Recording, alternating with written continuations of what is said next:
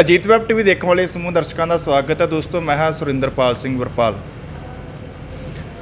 ਆਉਣ ਵਾਲੇ ਸਮੇਂ ਦੇ ਵਿੱਚ ਵੱਡੇ ਪੱਧਰ ਉੱਤੇ ਸ਼ਤਾਬਦੀਆਂ ਮਨਾਈਆਂ ਜਾ ਰਹੀਆਂ ਨੇ ਵੱਖ-ਵੱਖ, ਜਿਸ ਦੇ ਵਿੱਚ ਸ਼੍ਰੀ ਗੁਰੂ ਤੇਗ ਬਹਾਦਰ ਜੀ ਦੀ ਸ਼ਤਾਬਦੀ, ਉਸ ਤੋਂ ਬਾਅਦ ਸਾਕਾ ਨਨਕਾਣਾ ਸਾਹਿਬ ਦੀ ਸ਼ਤਾਬਦੀ ਮਨਾਈ ਜਾ ਰਹੀ ਹੈ। किस तरीके नाल मनानी चाहिए है, की मनोरथ होना चाहिए है, किस मकसद नूं लैके ये सारे प्रोग्राम लिखे जाने चाहिए हैं। इस बाबत साडे नाल ने पंथ प्रसिद्ध कथावाचक भाई पिंदरपाल सी, असीं उन्हां नाल गलबात करते हैं।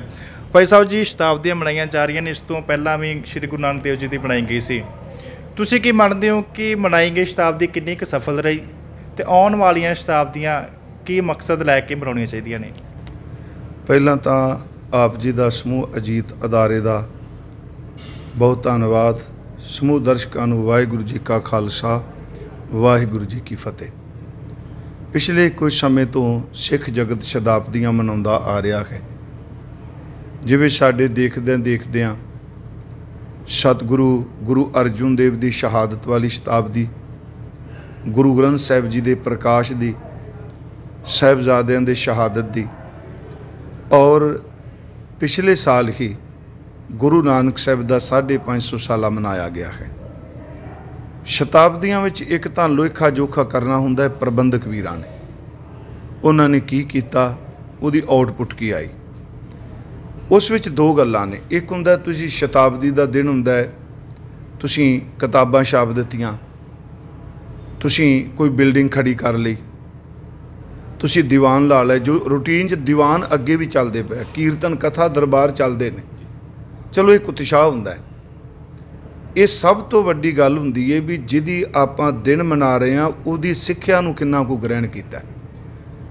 पिछले दिन ही गुरु नानक साहिब महाराज की मनाई, मैं करतारपुर भी गया, ननकाना साहिब भी गया, तुहाडे नाल गल हुई, सुल्तानपुर भी आपां आए। मैं तो इक्को गल करांगा भी शताब्दी मनाउण दी थां ते चंगी गल मनाओ, पर उस दिन नूं मनाउंदियां अपने मन नूं मनाउण दा यतन करिए, गुरु नाल जुड़ जाए। जे देखा जाए मनाउण दी गल तां अपने मन दी है, ते जो गुरु ने कहा है, मैं उत्ते नहीं तुहानूं सुल्तान पिया, गुरु नानक साहिब हर एक विषय उत्ते उन्होंने शब्द कहे, चाहे राज प्रबंध सी, चाहे परिवार सिस्टम सी, भावें धार्मिक सी।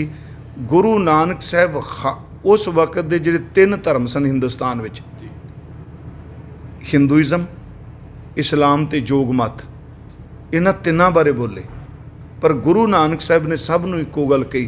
जे हिंदू नूं कहण लगे तू सचमुच दिलों हिंदू हो, मुसलमान नूं कहा तू मसीत विच गया है ते सच्ची मुसलमान बन, जोगी ने कहा जे तू घर छड्डिया ते वासना नूं छड्ड। शताब्दियां दा फायदा तां है असीं सारे जो गुरु कहे उहनूं थोड़ा जिहा भी अपने प्रैक्टिकल जीवन च धारण कर लईए। प्यारिओ, फिर भावें तुसीं वड्डे पंडाल च जाण दी थां एक जपजी साहब दी पाठ कर लो, मनाया गया। जे नहीं तो फिर तां सिर्फ चलो एक उत्साह संगत विच पैदा किया जाता है। हुण आउण वाले समय च अगले साल अप्रैल के महीने विच गुरु तेग बहादुर सच्चे पातशाह उन्हां दी जन्म शताब्दी, आगमन शताब्दी है 400 साला।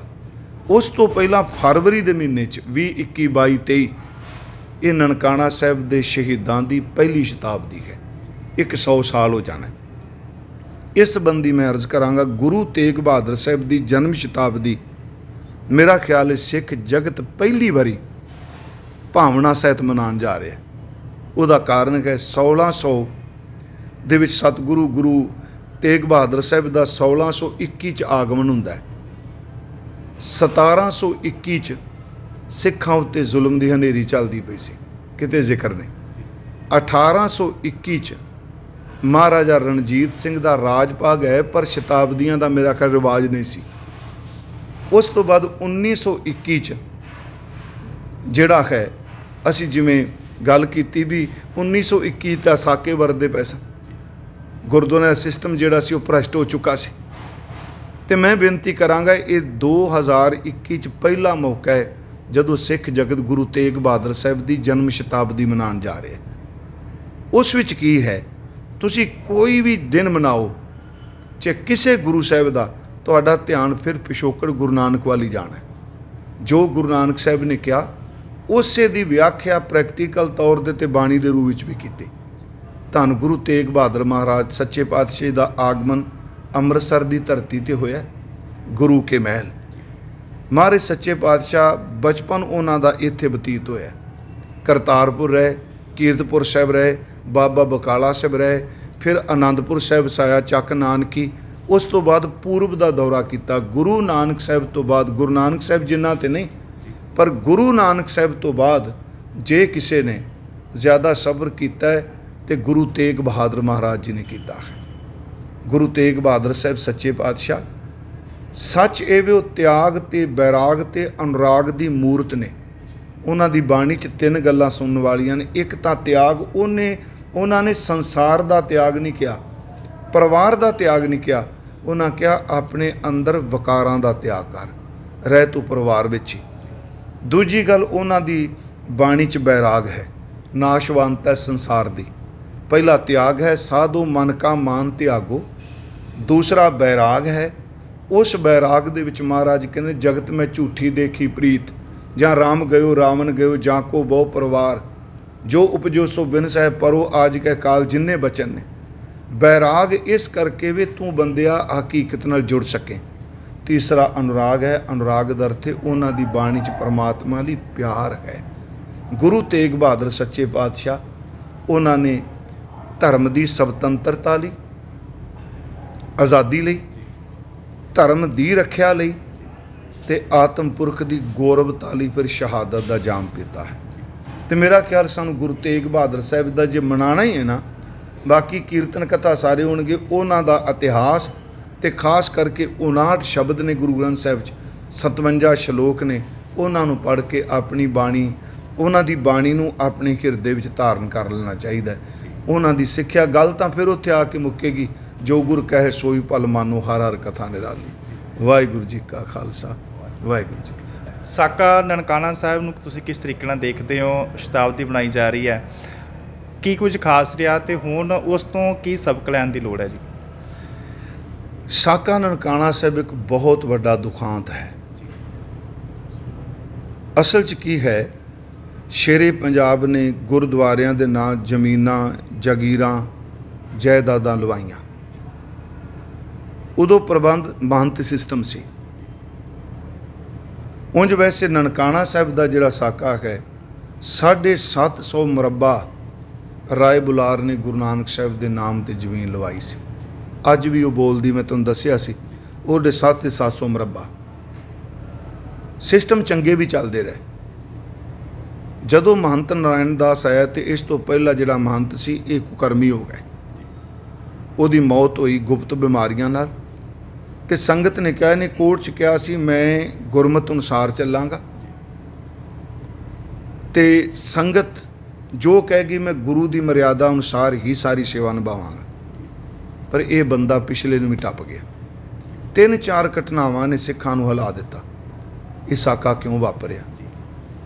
ਪਹਿਲੀ ਘਟਨਾ ਤੇ ਇਹ ਵੇ, ਇਹਨੇ ਨਨਕਾਣਾ ਸਾਹਿਬ ਦੀ ਹਦੂਦ ਅੰਦਰ ਲਾਹੌਰ ਤੋਂ ਨਚਾਰ ਔਰਤਾਂ ਨੂੰ ਲਿਜਾ ਕੇ, ਚਲੋ ਲਫ਼ਜ਼ ਕੰਜਰੀਆਂ ਲੋਕ ਵਰਤਦੇ ਨੇ, ਆਪਾਂ ਨਹੀਂ, ਉਹਨਾਂ ਨੂੰ ਉੱਥੇ ਹਦੂਦ 'ਚ ਨਚਾਇਆ ਸੀ, ਸ਼ਰਾਬ ਪੀਂਦਾ ਸੀ। ਇਹਨੇ 2 ਔਰਤਾਂ ਵੀ ਰੱਖੀਆਂ ਸਨ। ਦੇਖੋ ਇਹ ਗੱਲਾਂ ਆਖਰ ਜਦੋਂ ਇਤਿਹਾਸ ਕਹੋਗੇ ਸਾਹਮਣੇ ਆਉਣੀਆਂ ਨੇ। ਇੱਕ ਨਨਕਾਣਾ ਸਾਹਿਬ ਦੀ ਹਵੇਲੀ ਸੀ, ਅੱਜ ਵੀ ਪਿੱਛੇ, ਚਲੋ ਹੁਣ ਤੇ ਨਹੀਂ, ਤੇ ਇੱਕ ਇਹਨੇ ਘਰ ਲਾਹੌਰ ਬਣਾਇਆ ਹੋਇਆ ਸੀ। 2-3 ਘਟਨਾਵਾਂ ਨੇ ਇਹਨਾਂ ਸਿੱਖਾਂ ਨੂੰ ਝੰਜੋੜ ਦਿੱਤਾ। ਇੱਕ ਸਿੰਧੀ ਜੱਜ ਰਿਟਾਇਰ ਹੋ ਕੇ ਆਇਆ, ਉਹਦੀ ਇੱਛਾ ਸੀ ਜਦੋਂ ਮੈਂ ਰਿਟਾਇਰ ਹੋ ਗਿਆ ਤੇ ਗੁਰੂ ਨਾਨਕ ਸਾਹਿਬ ਨੂੰ ਮੱਥਾ ਟੇਕਾਂਗਾ ਨਨਕਾਣਾ ਸਾਹਿਬ। ਉਹ ਆਇਆ, ਸੰਧਿਆ ਦਾ ਵੇਲਾ ਸੀ, ਉਹਦੀ ਇੱਛਾ ਸੀ ਰਾਤ ਰਵਾਂਗਾ। ਉਹਨੇ ਕਿਹਾ ਮੈਂ ਰਾਤ ਰਹਿਣ ਨੂੰ ਕਮਰਾ ਦਿੱਤਾ ਗਿਆ। 13 ਸਾਲ ਦੀ ਉਹਦੀ ਬੇਟੀ ਸੀ। ਉਹਨੇ ਕਿਹਾ ਵੀ ਕਮਰੇ 'ਚ ਦੀਵਾ ਨਹੀਂ। ਕਹਿੰਦੇ ਆ ਵੀ ਤੁਸੀਂ ਇੱਕ ਕੁੜੀ ਨੂੰ ਦੀਵਾ ਦਿਓ, ਅਸੀਂ ਤੇਲ ਪਵਾ ਕੇ ਦੀਵਾ ਜਗਾ ਕੇ ਭੇਜ ਦਿੰਦੇ ਹਾਂ। ਰਹਿ ਰਸ ਦਾ ਪਾਠ ਹੋ ਰਿਹਾ। ਉਹ ਬੇਟੀ ਗਈ ਜੱਜ ਦੀ, ਇਹਦੇ ਗੁੰਡਿਆਂ ਨੇ ਉਸ ਬੇਟੀ ਦੀ ਪੱਤ ਲੁੱਟੀ। 13 ਸਾਲ ਦੀ ਬੱਚੀ, ਉਹ ਬਾਹਰ ਆਈ, ਰੋਂਦੀ ਆਈ। ਇਹਨੇ ਫਿਰ ਧਮਕਾਤਾ, ਜੇ ਤੂੰ ਰੌਲਾ ਪਿਆ ਮੈਂ ਮਾਰਾਂਗਾ। ਸਵੇਰੇ ਬੱਚੀ ਲੈ ਗਿਆ, ਫਿਰ ਦੁਬਾਰਾ ਸਵੇਰੇ ਸਟੇਸ਼ਨ ਤੇ ਦਿਆਂਗਾ। ਸਾਰੀ ਰਾਤ ਉਹ ਸਿੰਧੀ ਪਰਿਵਾਰ ਸਰੋਵਰ ਦੇ ਕੰਢੇ ਰੋਂਦਾ ਰਿਹਾ। ਇਸ ਘਟਨਾ ਨੇ ਹਿਲਾ ਦਿੱਤਾ। ਇਸੇ ਸਾਲ ਜੜ੍ਹਾਂ ਵਾਲੇ ਤੋਂ ਬੀਬੀਆਂ ਪੂਰਨਮਾਸ਼ੀ ਨੂੰ ਆਈਆਂ। ਉਹਨਾਂ ਦੀ ਪੱਤ ਲੁੱਟੀ ਗਈ। ਇੰਨਾ ਕੁਕਰਮੀ ਹੋ ਗਿਆ ਤੇ ਇਹਦੇ ਕੁਕਰਮਾਂ ਦੇ ਖਾਤਰ ਸਿੱਖਾਂ ਨੇ ਫੈਸਲਾ ਕੀਤਾ ਵੀ ਇਹਦੇ ਤੋਂ ਨਨਕਾਣਾ ਸਾਹਿਬ ਦਾ ਅਸਥਾਨ ਇਹਨੂੰ ਨਹੀਂ ਸੇਵਾ ਕਰਨ ਦੇਣੀ, ਇਹਦੇ ਕਬਜ਼ੇ 'ਚ ਛੁਡਾਉਣਾ। ਇਹ ਬੰਦਾ ਬਹੁਤ ਸ਼ਾਤਰ ਸੀ। ਇੱਕ ਪਾਸੇ ਸ਼੍ਰੋਮਣੀ ਕਮੇਟੀ ਬਣ ਰਹੀ ਸੀ, ਇਹਨਾਂ ਨਾਲ ਵੀ ਗੱਲ ਕਰਦਾ ਸੀ, ਦੂਜੇ ਪਾਸੇ ਉਹਨੇ 10 ਨੰਬਰੀ ਬਦਮਾਸ਼ ਗੁੰਡੇ ਵੀ ਰੱਖੇ ਸਨ। ਇੱਕ ਕਾਨਫਰੰਸ ਹੋਣੀ ਸੀ ਮਾਰਚ ਦੇ ਪਹਿਲੇ ਹਫ਼ਤੇ ਵਿੱਚ 1921 ਨੂੰ। ਇਹਨੇ ਇਸ ਤੈਯਾ ਕਰ ਲਿਆ ਵੀ ਜਦੋਂ ਸਾਰੇ ਸਿੱਖ ਇਕੱਠੇ ਹੋਣਗੇ ਕਾਨਫਰੰਸ, ਤੇ ਮੈਂ ਗੁੰਡੇ ਲਿਆ ਕੇ ਗੋਲੀਆਂ ਮਰਵਾ ਦਿਆਂਗਾ, ਮਾਰ ਦਿਆਂਗਾ, ਹਲੋ ਹਲੋ ਕਰ ਦਿਆਂਗਾ। ਇਹ ਮਰਜਨ ਕੋਈ ਨਾ ਹੀ ਨਹੀਂ ਲੈਣਾ ਕਿਸੇ ਨੇ। ਸਰਕਾਰ ਦੀ ਵੀ ਸ਼ੈ ਸੀ। ਉਸ ਵਕਤ ਇਹਦਾ ਪਤਾ ਕਰਤਾਰ ਸਿੰਘ ਚੱਬਰ ਨੂੰ, ਲਛਮਣ ਸਿੰਘ ਧਾਰੋਵਾਲੀ, ਉਹਨਾਂ ਨੂੰ ਲੱਗਾ। ਉਹਨਾਂ ਕਿਹਾ ਬੜਾ ਵੱਡਾ ਨੁਕਸਾਨ ਹੋਣਾ ਹੈ। ਉਹਨਾਂ ਨੂੰ ਪਤਾ ਲੱਗਾ ਵੀ ਫਰਵਰੀ ਦੇ 20-21 ਨੇੜੇ ਮਹੰਤ ਨਰੈਣੂ ਨੇ ਜਾਣਾ ਲਾਹੌਰ, ਤੇ ਇਹ ਜਾਏਗਾ, ਅਸੀਂ ਪਿੱਛੋਂ ਨਨਕਾਣਾ ਸਾਹਿਬ ਤੇ ਜਾ ਕੇ ਸੇਵਾ ਸੰਭਾਲ ਲਾਂਗੇ। ਅਸਲ 'ਚ ਮਹੰਤ ਪੂਰੀ ਤਿਆਰੀ ਕਰੀ ਬੈਠਾ ਸੀ।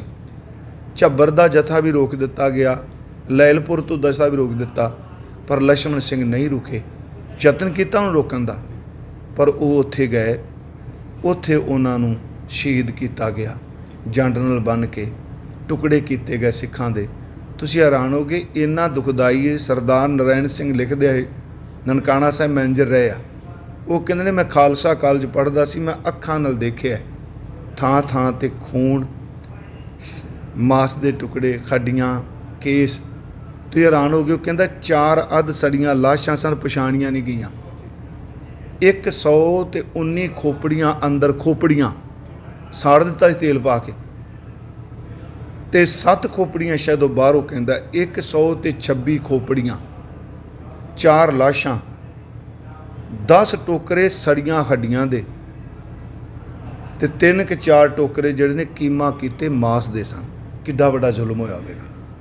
ਉਹ 'ਚ ਇੱਕ ਬੱਚਾ ਜ਼ਰਗ ਪਿੰਡ ਦਾ ਦਰਬਾਰਾ ਸਿੰਘ। ਮੈਂ ਵੈਸੇ ਯਤਨ ਕਰਨਾ ਹੈ, ਪਹਿਲਾਂ ਵੀ ਇਹ ਸਾਕੇ ਬਾਰੇ ਬੇਨਤੀ ਕੀਤੀ। ਇਸ ਸਾਲ ਮੇਰੀ ਇੱਛਾ ਹੈ ਵੀ ਥੋੜ੍ਹਾ ਜਿਹਾ 2-3 ਘੰਟੇ ਇਹਦੇ ਸੰਬੰਧੀ ਸੰਗਤ ਨਾਲ ਜ਼ਰੂਰ ਵਿਚਾਰ ਸਾਂਝੇ ਕਰਾਂਗਾ। ਉਹ ਇਸ ਕਰਕੇ ਸੀ, ਉਹ ਸ਼ਰਾਬੀ ਸੀ, ਉਹ ਵੀ ਵਿਚਾਰੀ ਸੀ, ਉਹ ਭ੍ਰਸ਼ਟ ਸੀ। ਇਹ ਤਾਂ ਉਪਜਿਆ। ਸਮਾਂ ਪਾਇਆ 100 ਸਾਲ ਹੋ ਗਿਆ, ਸ਼ਤਾਬਦੀ ਅਸਾਂ ਮਨਾਉਣੀ ਹੈ, ਪਰ ਘੱਟੋ ਘੱਟ ਅੱਜ ਦੇ ਪ੍ਰਬੰਧਕੀ ਢਾਂਚੇ ਨੂੰ ਦੇਖਣਾ ਚਾਹੀਦਾ ਹੈ ਕਿ ਜਿਸ ਕਰਕੇ ਮਹੰਤ ਨਰੈਣੂ ਨਾਲ ਇੰਨੀ ਵੱਡੀ ਟੱਕਰ ਲਈ, ਖੂਨ ਸ਼ਹੀਦਾਂ ਦਾ ਡੁੱਲਿਆ, ਕਿ ਉਹੋ ਜਿਹਾ ਪ੍ਰਬੰਧ ਵਿੱਚ ਭ੍ਰਸ਼ਟਪੁਣਾ ਅੱਜ ਤੇ ਨਹੀਂ ਆ ਗਿਆ। ਉਹ ਭਗਵੇਂ ਕੱਪੜੇ ਸੀ, ਆਪਾਂ ਕਿਰਪਾਨਾਂ ਪਾਈਆਂ ਨੇ। ਸਾਨੂੰ ਮੇਰਾ ਖਿਆਲ ਹੈ ਸਾਕੇ ਦੇ ਉੱਤੇ ਆਪਣਾ ਆਪ ਮੰਥਨ ਕਰਨਾ ਚਾਹੀਦਾ ਹੈ। ਸਾਡਾ ਪ੍ਰਬੰਧ ਕਿਹੋ ਜਿਹਾ, ਸਾਡਾ ਸਿਸਟਮ ਕਿਹੋ ਜਿਹਾ। ਉਹ ਇਕੱਲਾ ਸੀ, ਹੁਣ ਆਪਾਂ ਵੋਟਾਂ ਨਾਲ ਮੈਂਬਰ ਚੁਣ ਲੈਂਦੇ ਹਾਂ, ਫਿਰ ਰਹਿੰਦਾ ਤੇ ਫਿਰ ਵੀ ਪ੍ਰਬੰਧ ਇਕੱਲੇ ਦਾ ਹੀ ਹੈ ਨਾ, ਕੋਈ ਵੀ ਹੋਵੇ। ਇਕੱਲਾ ਮੈਂ ਪੰਜਾਬ ਦੀ ਧਰਤੀ, ਕਿਤੇ ਵੀ ਗੁਰਦੁਆਰਾ ਹੈ, ਅਮਰੀਕਾ, ਕੈਨੇਡਾ, ਹਰ ਪ੍ਰਬੰਧਕ ਨੂੰ ਸੋਚਣਾ ਚਾਹੀਦਾ ਹੈ ਕਿ ਨਨਕਾਣਾ ਸਾਹਿਬ ਦੇ ਸਾਕੇ ਤੋਂ ਮੈਨੂੰ ਕੀ ਸਿੱਖਿਆ ਲੈਣੀ ਚਾਹੀਦੀ। ਇਹ ਵੀ ਆਉਣ ਵਾਲੇ ਸਮੇਂ 'ਚ ਆਉਣਾ ਹੈ। ਚਲੋ ਆਪਾਂ ਜ਼ਰੂਰ ਇਹਦੇ ਬਾਰੇ ਗੱਲ ਕਰਦੇ ਰਹਾਂਗੇ। ਬਹੁਤ ਸਾਰੀਆਂ ਸ਼ਹਾਦਤਾਂ ਹੋਈਆਂ ਨੇ। ਸਿੱਖ ਇਤਿਹਾਸ ਪੜ੍ਹਦੇ ਹਾਂ ਤਾਂ ਇੱਕ ਤੋਂ ਵੱਧ ਕੇ ਇੱਕ ਸ਼ਹਾਦਤ ਜਿਹੜੀ ਸਾਨੂੰ ਦੇਖਣ ਨੂੰ ਮਿਲਦੀ ਹੈ। ਪਰ ਅਜੋਕੇ ਸਮੇਂ ਦੇ ਵਿੱਚ ਕੁਝ ਹਾਲਾਤ ਇੱਦਾਂ ਦੇ ਨੇ, ਤੁਸੀਂ ਕੀ ਸਮਝਦੇ ਹੋ, ਕੰਪੇਅਰ ਕਰਦੇ ਜਦੋਂ ਉਸ ਸਮੇਂ ਨੂੰ ਜਾਂ ਅੱਜ ਦੇ ਸਮੇਂ ਨੂੰ, ਕੀ ਚੁਣੌਤੀਆਂ ਨੇ ਅੱਜ ਵੀ ਖਾਸ ਤੌਰ 'ਤੇ ਕੌਮ ਦੇ ਸਾਹਮਣੇ ਜਿਹੜੀਆਂ ਉਸ ਵੇਲੇ ਸਨ ਜਾਂ ਅੱਜ ਵੇਲੇ ਸਨ? ਕਿੰਨਾ ਕੁ ਤੁਸੀਂ ਬਦਲਾਅ ਸਮਝਦੇ ਹੋ ਅੱਜ ਦੇ ਸਮੇਂ ਦੇ ਮੁਤਾਬਕ? ਦੇਖੋ, ਚੁਣੌਤੀਆਂ ਤੇ ਜਦੋਂ ਜਿਹੜੀ ਸੱਚ ਦੀ ਆਵਾਜ਼ ਬੁਲੰਦ ਕਰਨ ਵਾਲੇ ਹੁੰਦੇ ਆ, ਉਹਨਾਂ ਲਈ ਚੁਣੌਤੀਆਂ ਕਦੀ ਮੁੱਕਦੀਆਂ ਨਹੀਂ। ਝੂਠ ਤੇ ਸੱਚ ਦਾ ਮੁਕਾਬਲਾ ਚੱਲਦਾ ਰਹਿੰਦਾ।